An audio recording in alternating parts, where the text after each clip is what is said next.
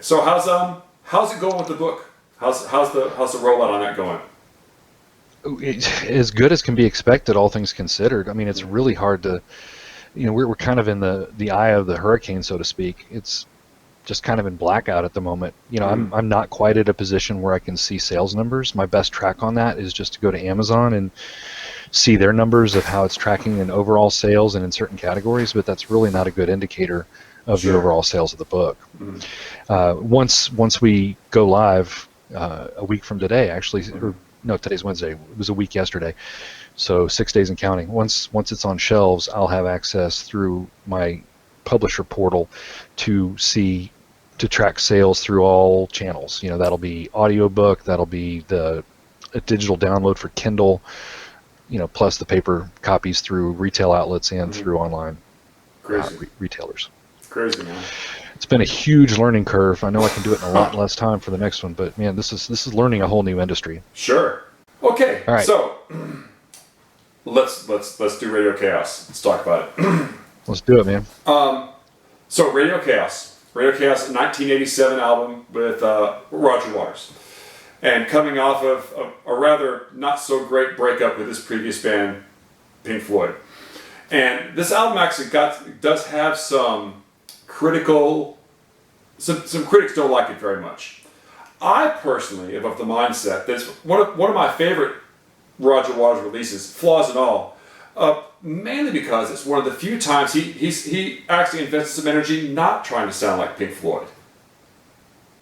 Absolutely, I agree completely on that. I think it's an interesting turn for him as he took his sound and really tried to capture the essence of what was at the top of the charts in the 80s. I think it's kind of hard for Roger Waters to create a mainstream accessible album at face value, but he really did his best to take elements from everything. I could think of Robert Palmer. You mentioned ZZ Top when we talked about it earlier.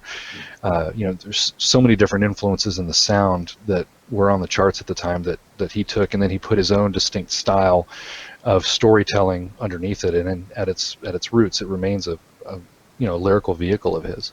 Mm-hmm. Yeah, and I think the production component is something that is one of the things that puts it in the time frame that it's in. I think that its place. You and I have talked a little bit about how the late 80s, 87, 88 was kind of a pivotal time in the 80s for music in general.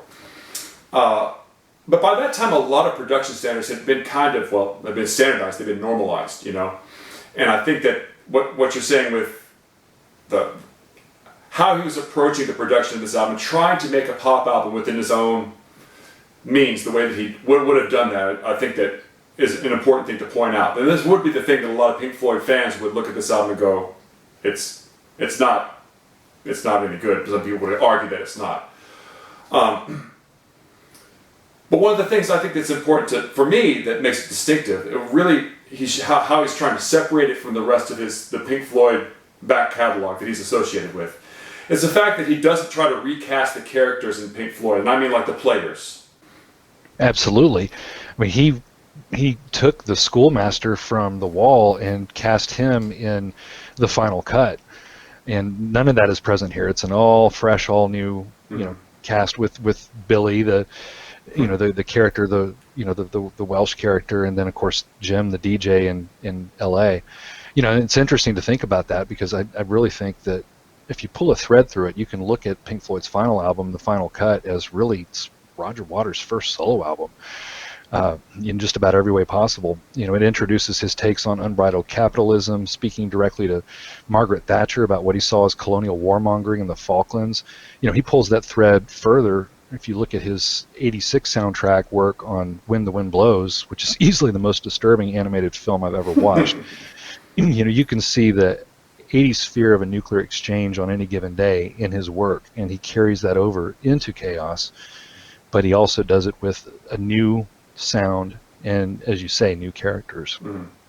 And you talk about Final Cut kind of being the first Roger Waters solo album. I argue actually Roger Waters' solo career actually starts with The Wall, and I think that the Final Cut is a continuation of that for sure. I mean, like the Final Cut, arguably on a dark day, you could say that the final cut is sort of the material that didn't make it on the wall. And I think in some ways you can almost plug the final cut into the wall in certain chunks, like it's almost like a third side to that album. It's the setting's a little bit different, but the intent behind it is very similar. David Gilmour would certainly agree with you. And if you look at the re-release of the final cut they actually took when the Tigers broke free, which was in the film The Wall, wasn't on the album, of course, it was recorded after that. Right. But he introduced that into the final cut, and it is seamless. So I would agree with you. I think that is an extension. And interestingly, I think that the topics that he starts talking about, though, in the final cut, when you talk about Thatcherism, that's the stuff that he starts pulling into Radio KAOS. That's the thread that goes through into that one, because Radio KAOS is all about like the sort of that swing of British conservatism that was going on at the time. No question, that's absolutely correct. And if you look at the geopolitics of it all, honestly, it started with, he had the Falklands to work with for the final cut. Well, right. By the time they're recording Radio KAOS, now we're looking at Muammar Gaddafi, and there's the U.S. has this low-intensity war going on with Libya. We've got Chernobyl that just happened, which isn't necessarily Cold War per se, but certainly heightened people's fears about harnessing nuclear power. And then he introduced another element, which I'm sure we're going to get into, that focuses strongly on commercialism, the use of technology in controlling our lives. And I think even Cold War aside, that's probably the element that rings more resonant today. The satellites that are involved, the cold camera eye that's involved, the blacked out vans, the powers that be. I want to run back on one other thing about this too before I forget about it. We're talking about recasting characters for this, and I also am talking about like the musicians in Pink Floyd. I think that this is a unique album for him because it doesn't have like that strong guitar player presence on the album. Like Pink Floyd always had David Gilmour, and that was part of the sound. But on his first solo album, who played guitar on that one was Eric Clapton. Eric Clapton, yeah. Eric Clapton came in and he kind of played the role of David Gilmour. And then later on, if you look at Amused to Death, that had Jeff Beck. Jeff Beck came in and played all the guitar stuff on them. But this one doesn't have that strong guitar presence. Like there's some guitar solos on there, but it's not like that slow hand melodic guitar playing where he's just basically trying to get somebody else to play David Gilmour's role. Absolutely. He washed his hands of that. And I that's one of the things I actually really respect about this album in a lot of ways, because I appreciate that he was really trying to do something different to differentiate himself from what Pink Floyd was doing. I agree completely. I wonder if he was even aware at the time that Gilmour had Richard Wright back, and him and Wright and Mason kind of put the band back together in his absence, so to speak. I wonder if he knew they were starting to record at the time that he was. I don't think you can talk about Radio KAOS without talking about how it's a reaction to a momentary lapse of reason in that whole side of Pink Floyd's catalog, the David Gilmour led Pink Floyd. I think a lot too of when David Lee Roth made the album Eat 'Em a Smile, and then Van Halen made OU812. Very similar. Kind of like they're nudge, nudge, wink, wink. Yeah, we know what you mean by that. And I think that relationship happens here too, and I feel like one of the things that Radio KAOS kind of has this problem with the album is that it's got these really great deep ideas, it's got these really well thought out characters, well described characters, but it also has a sense of kind of being rushed. There's some holes in there that don't quite pan out. It's a truncated album for sure. Yeah. I'd read that it was originally conceived as a double album, and it almost needs that. Yeah. The very fact that, obviously no one was thinking of Spotify back in 1987, but for a listener today that doesn't have access to the liner notes, they would wonder what in the world they're listening to. In fact, they do on Reddit and other outlets. You can see the commentary on it. You have to have the liner notes just to get any inkling of what's going on. Otherwise, the album is virtually impenetrable, and it covers so much ground in 8 tracks. It's almost like the first side is the slow build up and the slow burn, and just kind of, you've got a feel for what he's wanting to talk about with the social aspects of capitalism and what's going on in the world. And boy, do they pivot hard on the second half, and then it is dark after that. Right. So I agree with you that the whole first side of the album, and part of even the second side, it's kind of a slow burn. It's a build-up. It has all these really great, well-thought-out and kind of well-developed characters. Even though they may not be in the actual text of the songs well-thought-out, at least in Roger Waters' description of those characters, they're well-thought-out, you know. And as you said, having a lot of notes is key to the whole thing. It's hard to suss that out by just... It certainly gives you the backstory you need. Yeah. But Home is the part where it pivots. Essentially, it would be like almost where you'd go to side 2 on the album. If it was The Wall, it'd be like you flip the side and now he's already had his big breakdown. He's, you know, withdrawn inside himself. That's the big where it changes. And the thing about Home that's great too is it's one of his better songwriting moments. And that's saying a lot because Roger Waters has had a lot of really great songwriting moments. And it's unfortunate that it's kind of on this album that probably doesn't get as much attention as it should because it's a pop song. I think it's super successful. And also a really great example of Roger Waters' really unique way he uses his voice. Let's say the quiet part out loud, right? Roger Waters doesn't really have that great of a voice. Agreed. Let's just say it out loud, okay? But it's unique, and he has totally made it work for himself. At a certain point, he figured it out, you know? And you hear him like on The Wall, where he's singing all the things with, where he's singing back and forth with in Run Like Hell, and it sounds strained, but that's part of it, part of the appeal of it. It almost sounds like, you know, hysterical. And on Home, he really maximizes that. He raised the top of that range. And if I tried to sing it, it would probably sound even worse than Roger Waters, so that would tell you something. But he hits the top of that range, and with this melody that he's singing, when you stood strictly reproud with your ear tressed, up there, the boy, he's singing it full voice. And it works, even though it's like hardly absolutely. operatic. I mean, you know, when he goes into that real high range, when the Cowboys and Arabs draw down, will you stand by, a passive spectator of the market dictators? And then he drops back down and he goes to almost a spoken word lyrical poetry thing when he's could be your mother, could be your father. You know, he's reading poetry at that point, and it really works to bang, bang, shoot. Everybody's got some place they call home, and it hits you in the gut. It's interesting too that you mentioned that, you know, even though this album has lots of things that Roger Waters has never done before, it does have some of his things. You know, where he'll whisper on top of himself. He'll be singing something on the bottom and whisper on top of himself, or he'll be singing something and have himself screaming into, like, from across the room in the background. You know, it's not like he's in the bathroom screaming something. Father must be there, hear him. He's back in the bathroom somewhere screaming. Absolutely. But Home is a good place. Home is a place where that particular he maximizes his unique voice in a very effective way, and that's the hard turn on the album that where things change and you get into 4 minutes. Well, you mentioned the B-side break, and I think one thing to point out here is this is an album built for CD. You know, it's the emerging medium at this point in time. Mm-hmm. There is no notorious B-side break on this album that you had with vinyl. So he can just flow straight through song into song, and it's so seamless that it's really hard sometimes to isolate a single track or even tell where one stops and one starts, especially since you keep cutting back to the interaction between Billy and the DJ, Jim.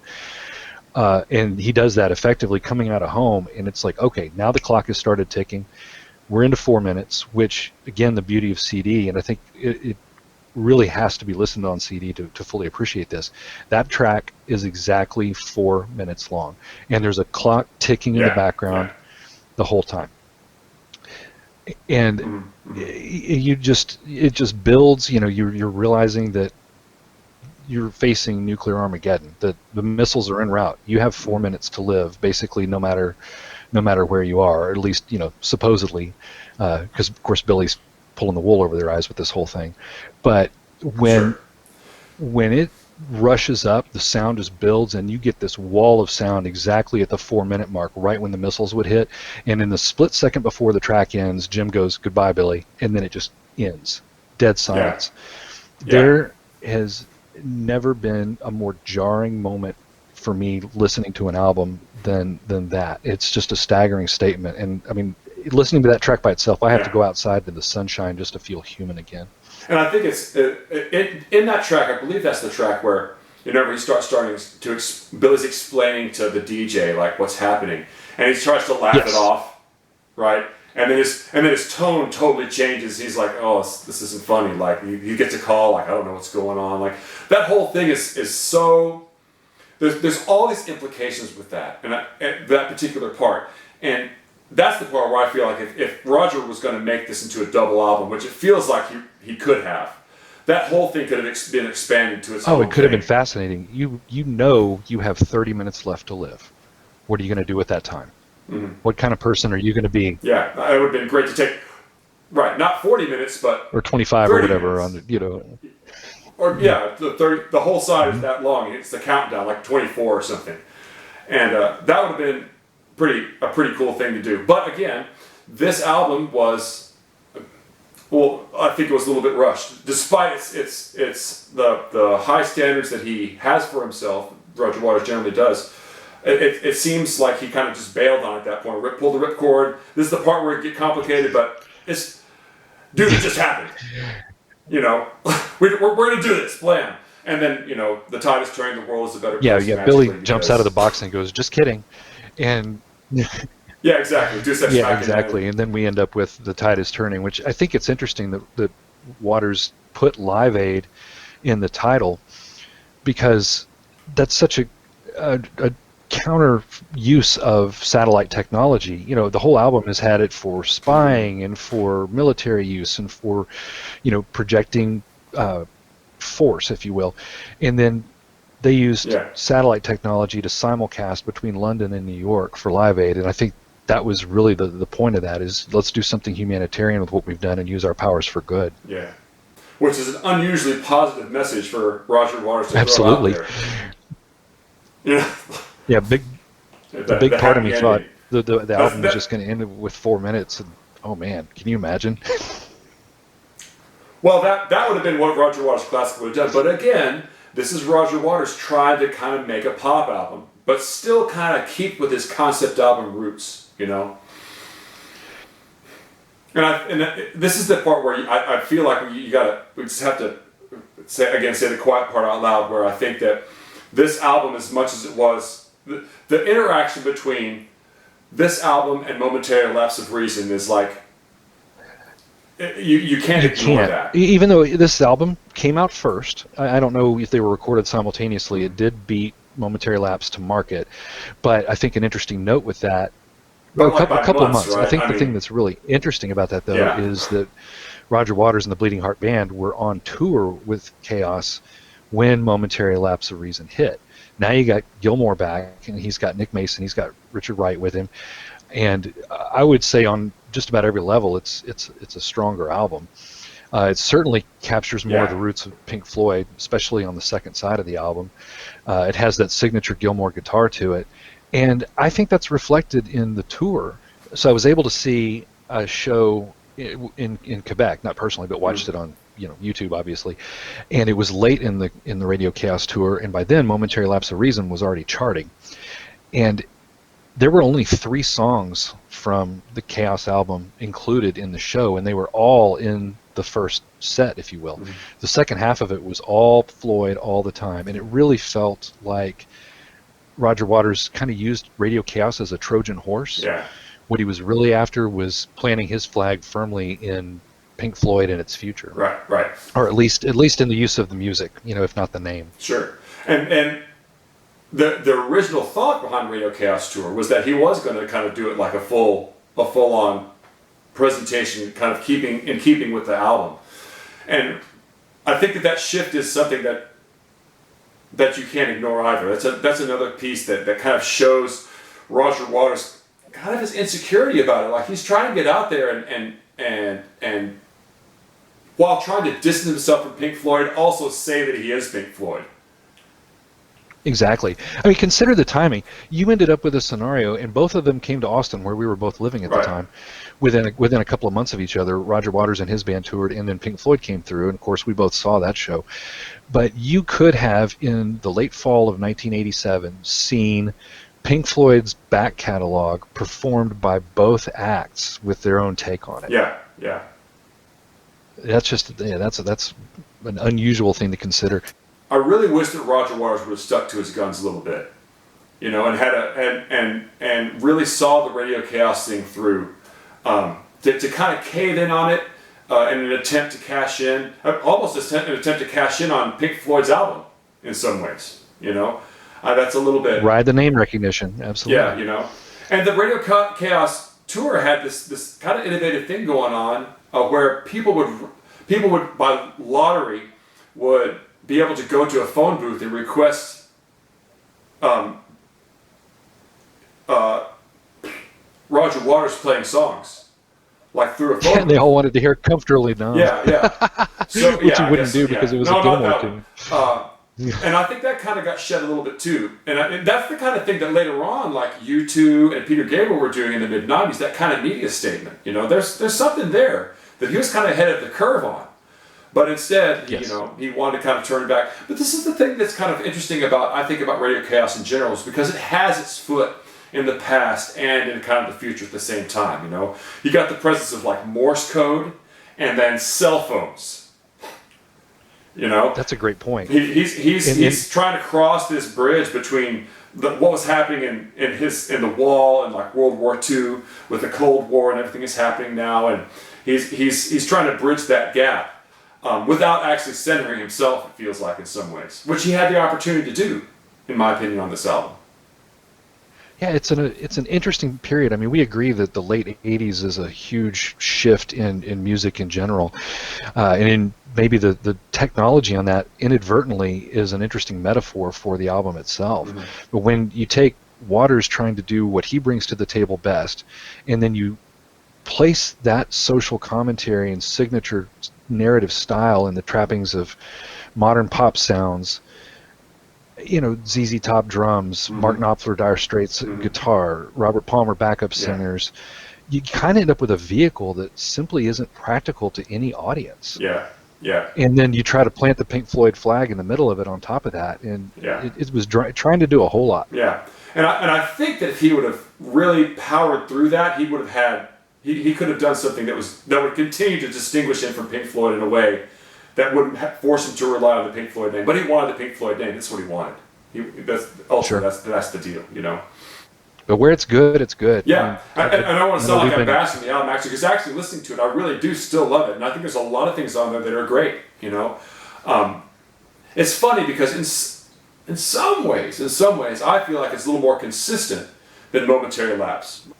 You definitely see how Pink Floyd, the remaining members of Pink Floyd, and Roger Waters were able to collaborate to make the classic Pink Floyd sound. Yes. Right. I mean, you talk about Dark Side of the Moon, Wish You Were Here, that sort of thing. When you separate them out, The Wall, I think, still is mostly Roger Waters' album, and I think Final Cut definitely is. But whenever he's forced to try to not sound like Pink Floyd, and Pink Floyd is trying to sound like Pink Floyd, you know what I mean? That sure. To me is an interesting dichotomy, because the conceptual and sort of rock opera concept album thing that Pink Floyd came to be known for was definitely Roger Waters' thing, But there's also that kind of mood, that songcraft thing that was the purview of the other members of the band, And without that collaborative aspect, although each band had its own strengths and weaknesses, I think that it wasn't the same. Neither of them really was the same without each other. You're talking about the whole versus the sum of the parts, right. And I agree completely. We've kind of drifted into Momentary Lapse of Reason. Yeah, but this may be ocean material here. No, but there's some good stuff in here too. So, consider this: if you weren't so familiar with David Gilmour's voice, if you didn't hear him singing and immediately know that's David Gilmour, there are tracks on, especially the first side of Momentary Lapse of Reason, I would argue you wouldn't know it's Pink Floyd. Yeah, I agree with that. But it's interesting because this is where I'm going to get into another long argument, but which Pink Floyd are we talking about? Because Pink Floyd went through lots of phases, for, of course, arguably the classic period, again, Dark Side of the Moon, that stuff. But, as a person, and you're a person like me that got into a lot of that stuff in the 80s, my Pink Floyd ultimately was David Gilmour's Pink Floyd. That's when I got into Pink Floyd. That's the Pink Floyd I saw. So, but that Pink Floyd is different. Well, there's also people who still wish that Syd Barrett was the lead singer of Pink Floyd. Right. You know what I mean? And that's a big shift too that happened. Which Pink Floyd are you talking? It's like which Yes are you talking about? It's the same problem, you know. Sure. So I think that David Gilmour's Pink Floyd has a valid claim to the name. Maybe even more so in some ways than Roger Waters did. But it's different. Definitely different. Well, if you figure that by the time they got to the end of the wall, Richard Wright was pretty much out, right? And I think he'd gotten fired during production, which a lot of people didn't know. That's true. And then by the final cut, Nick Mason was doing some, sound mixing and backup vocals and stuff. I don't even think he played drums on that, to be honest. He didn't. The fact that they're back in the fold when Gilmour's at the helm, kind of all signs point to Roger as being the problem child to play with. Yeah, absolutely. I think that's fair. And I also think this. So I think they have a. Go ahead. Oh, so I think they have a very fair claim to saying yes, we are Pink Floyd at this point. Sure. And it's interesting about this too because I don't want to get too far off base from Radio KAOS, but this is worth, especially in the extras reel. The final cut, Nick Mason was also kind of responsible for sound effects. Right, that's something that Pink Floyd was kind of known for. He was one of the things he was doing was getting field sounds. But Roger Waters really took that over. Like you've got field sounds going on in Radio KAOS and all the other albums following that, and then Pink Floyd kind of ditched that. Yes, you're right. You don't see that so much in Momentary Lapse of Reason or Division Bell later on. That whole sound effect thing is not there. Even though Nick Mason kind of took it over for a while. Mm-hmm. It had to have been at Roger's bidding. Yeah. Giving him something to do, basically. But you're right. There's just, you can hear that. You're right. You hear it from the wall, through the final cut, even Hitchhiker's Guide, listen to me. The pros and cons of hitchhiking. That was funny. Then on into Radio KAOS. That's all Roger Waters. Yeah. It's the characters, the voices, the sound effects in the background. It follows him. Yeah. Yeah. So I think that, ultimately, I'm a big fan of Radio KAOS because I do think it's a distinctive album for Roger Waters. A lot of his other albums, even his most recent one, falls on a lot of the classic Pink Floyd tricks, and I say that the Wall Pink Floyd tricks, He had such success with The Wall, and I think that he spent a lot of his career trying to recreate that and mine that, but Radio KAOS was different. It was the one album I think that he was trying to not sound like Pink Floyd, and I have a lot of that makes that album kind of stand out to me. Even though I think that a more serious Roger Waters fan would kind of turn their nose up at it, I still think that it's a really great album. I think Roger Waters himself would turn his nose up at that. He has, because he does not like that album. No, he doesn't. Yeah, he thinks it was overproduced. It was too modern sounding, I think were the words he used. Yeah. But and that's probably fair, probably it was. But he was trying to key into that 80s British pop sound. Phil Collins, Dire Straits, Sting, all those guys, that big gated electronic drum sound with the sequencing and stuff behind it, all that stuff was totally the rage at the time, and he was trying to get into that. And still, like you say, keep a sort of concept album writing style intact. And it was close. It was close. And everyone you just mentioned also was addressing the Cold War in their own music. Yeah. So that's kind of an interesting thing. That's arguably following a trend also. Mm-hmm. But you're sitting at a pivot point in the world, right? The Berlin Wall fell less than 2 years after this album came out. I mean, we were in the closing days of everything that this music was built around. Mm-hmm. Music itself was changing, and you had so many factors shifting at the same time. You ended up with an album that really is unique and standalone in his catalog. Sure. But the downside, though, of its topicality is that it dates it. Even more so than the production. If you weren't a child of the 80s, a lot of what happens in this album is even more confusing. Absolutely. Than all the references to what do you really think if Ronald Reagan were president? That Iran would have taken hostages. Yeah, and for me that's I remember that was even something that people talked about, and now it's that sort of is kind of lost to history. if you hear the sound bites of Margaret Thatcher talking about Britain's strong nuclear deterrent, that's meaningless to folks too. Right, I mean, right. it's honestly hard for Gen Xers and people who grew up on this music to remember what it was like to live under a constant specter that, hey, at any point in time we could have these things going across at each Yeah, other. yeah, Um, yeah, the one that really does hold up well, I think, is the powers that be. I mean, the music has aged well, but the message has really aged well. I mean, it's got your Orwellian thing that really look at what we're talking about now.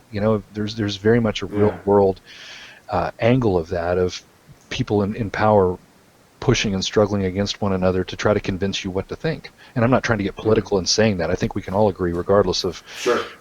what our makeup is, that's a very real thing. And the powers that be is a perfect metaphor or lyrical metaphor for what we're seeing in the real world. So that one held up.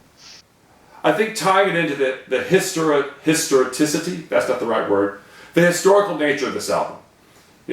Because, as you say, like if you're even Gen X folk, like, had kind of forgotten that was what it was like to be in the Cold War back then. Makes this a nice little time capsule album too. Like I wouldn't suggest it to a brand new Roger Waters fan. Right. But for those of us that were there, like, you may not remember much about it, or you may not have ever gotten this one, but if you're a child of the 80s, especially the late 80s, I think it's worth giving it a check out and listening to it and delving into it, because I think there's more layers to it than, I mean, any Roger Waters album is going to have more layers than the average album, but it's not as, go ahead. Oh, I was going to say, it's not the only thing that didn't age well because of the political context. I mean, when's the last time you heard Sting's Russians on the radio, for example? It has no relevance in today's world, but it was a huge hit at the time. Nina's 99 Red Balloons. Some have aged better. I think not everybody realizes that Tears for Fears, when they wrote Everybody Wants to Rule the World, that's about nuclear war.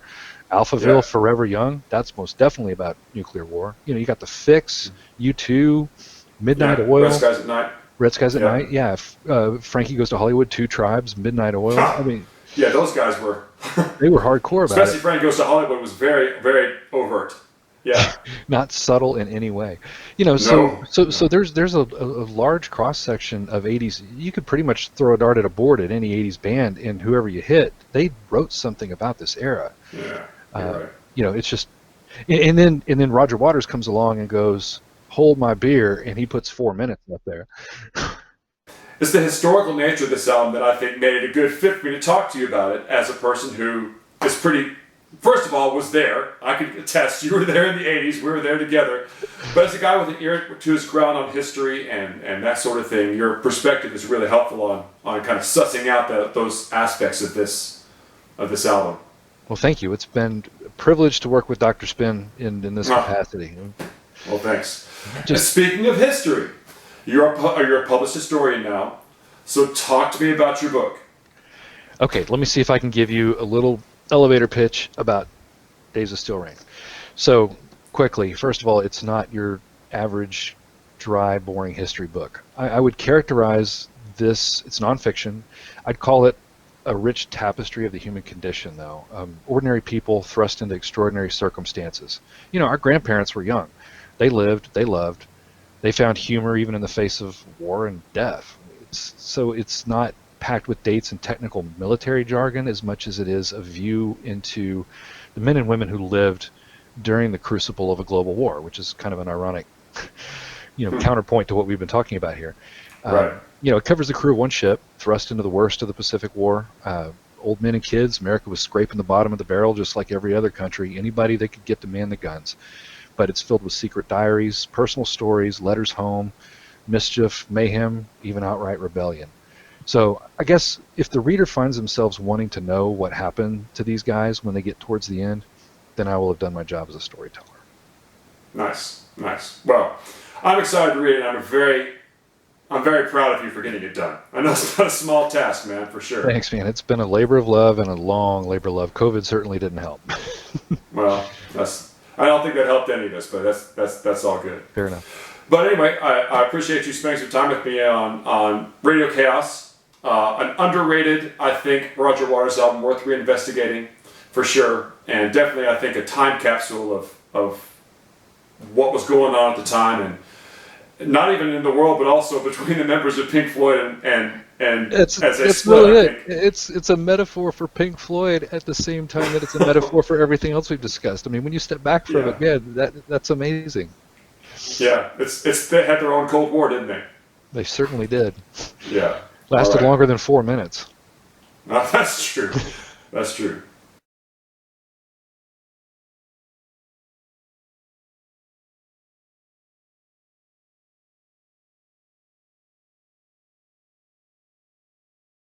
We really got verbose about it. I mean, there's a lot to talk about with this album. It's a really I know interesting album.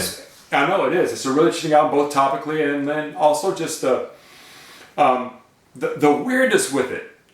You know, the weirdness with like the Roger Waters and their little.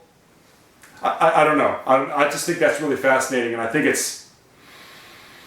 Yeah, I think Roger Waters is an interesting cat because he comes off as really confident, but he's actually, and this is, I would never say this online because it sounds really terrible, but he seems really insecure in real life. It's absolutely huge front. Well, yeah, it is. I mean, I watched today. I watched an interview they caught him backstage at Live Aid, and it's just a short little clip. Have you seen that one? It's only like 2 minutes long. I think so. But it's kind of funny because, you know, he references Live Aid on KAOS, and here he is backstage, but he didn't perform. You know, Geldof wanted Pink Floyd up on stage, and he's like, no, we're not doing that. You know, I've got the Bleeding Heart Band over here, and Geldof was like, I don't want any part of that. I want Pink Floyd's name out there. You know, and then Gilmour did perform. He performed with Brian Ferry of all people. Oh yeah, that's right. But yeah, Waters was out in the cold, so he was just kind of. It kind of felt like he was a groupie, you know, like he's just kind of hanging out because he knows people and he has access to the areas, but he's not a part of it in any way. I think you're right. I think that dude is. I mean, I think first of all, he never got over his dad's being killed in World War II. That fucked him up pretty bad. Sure. And you know that he's milked that for as much as he could get out of it. 3 albums. His entire career. Yeah. In my wall review, there's 2 things he's milked his entire career: Syd Barrett going crazy and his dad's death. Yep. That almost 90% of what he's written is some way tied to those 2 big events in his life. Well, I think this was good. I really think the further I delved into research for this, the more fascinating this album became. I thought I had a pretty good grip on it, and then I'm like, whoa, and then this happened, and then there's this angle, and then there's this thing. And you know, hopefully I uncovered a few things for you as well. So. Yeah, absolutely. There's some stuff. I'm glad that you mentioned. I never got a chance to see it, but I'm glad that you mentioned that video of him playing because that's a great point. Because all the plans, and I remember this too. All the plans were for him to do the album. Mm-hmm. Mm-hmm. You know,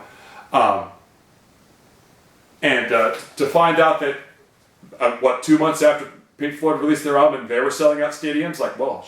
I better play some Pink Floyd music. Yeah, you know?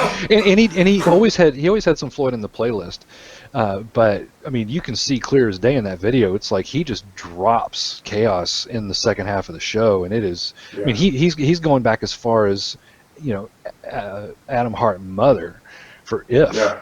You know, I mean but he hit, you know, all the albums that he was lead vocalist on. Yeah. And some of it works too. You know, it started out cool because he took pigs from animals, you know, and he took money, you know, and some of the things that they really blended with the themes that you're hearing on KAOS. Go ahead. But then no, we're not recording. But you know, and so early on, I'm like, oh, this kicks ass because he's blending, you know, Pink Floyd music into KAOS and expanding on it, and it's almost like an expansion of the album, and it works. And then towards the end he's like, fuck it, we'll just play whatever we want. You know, and it loses any semblance of cohesion whatsoever. And that's too bad. I guess kind of a missed opportunity. So, but anyway, it's all good. Yeah, man. All right, well, get back to it. I will. Thank you so much. And it'll probably take me a few days to get all this edited.